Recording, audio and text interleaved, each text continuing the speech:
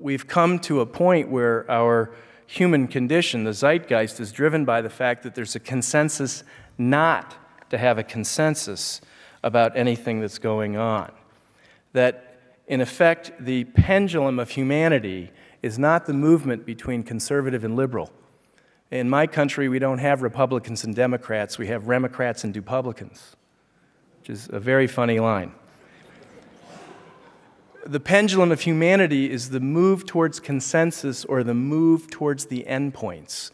It's more like this motion. And we're heading towards the endpoints without any institutional guidance as to where we should stop.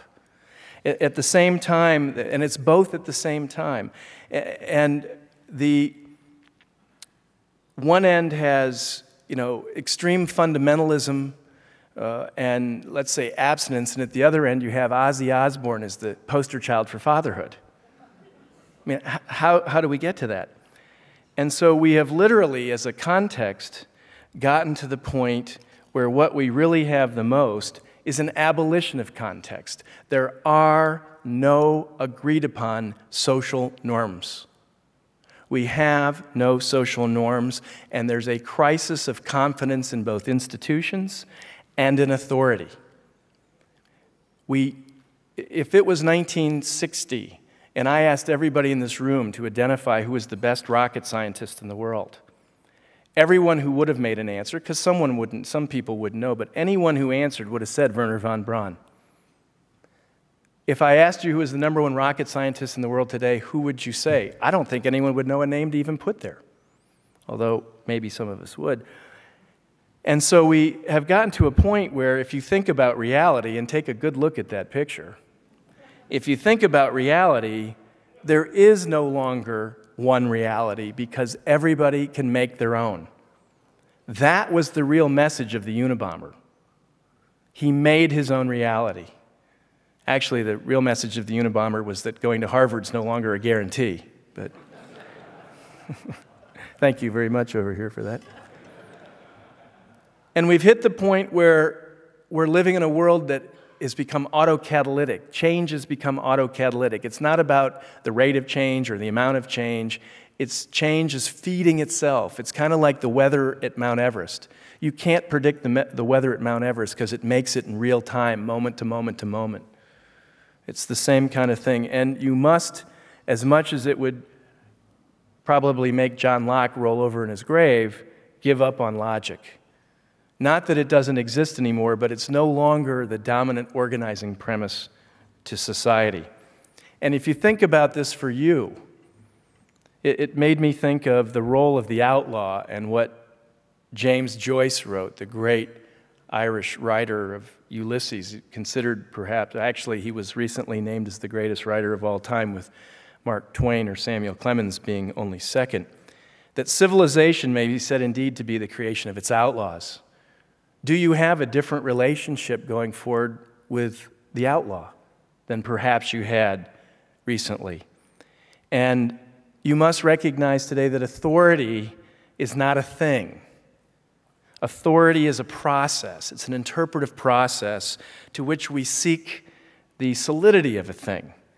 That it's not carte blanche anymore, that authority is your mandate just as a result of what you do for a living.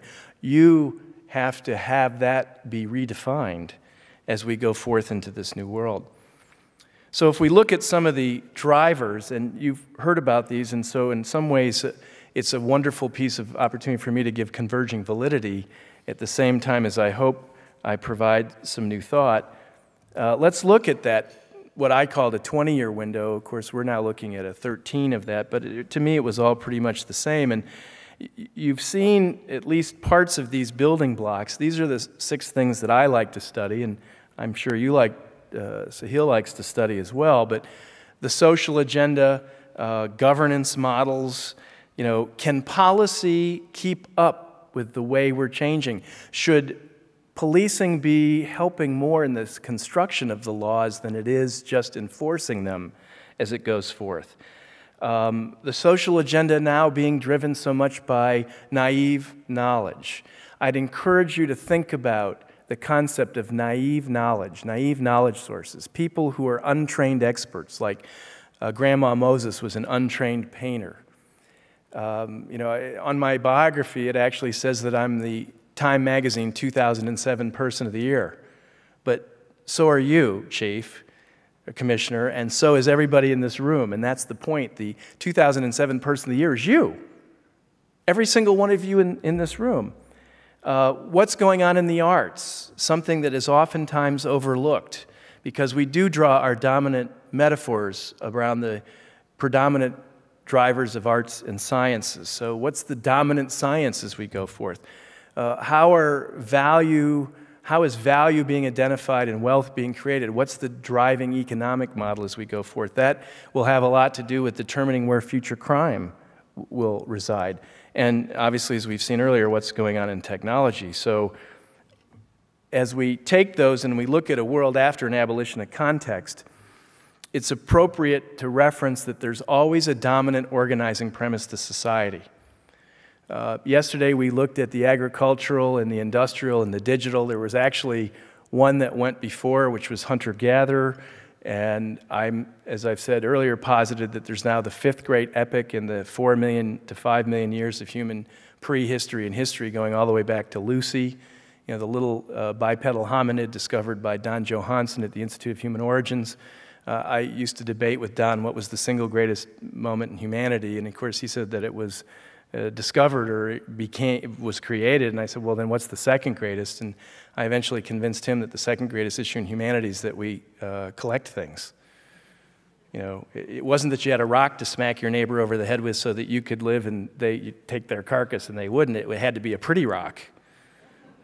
And then we started adorning that rock. And then we needed the pocket to start carrying those rocks, and eventually that became the garage. Which, by the way, is the second most used room by any person in the first world, if you happen to have one, after the kitchen.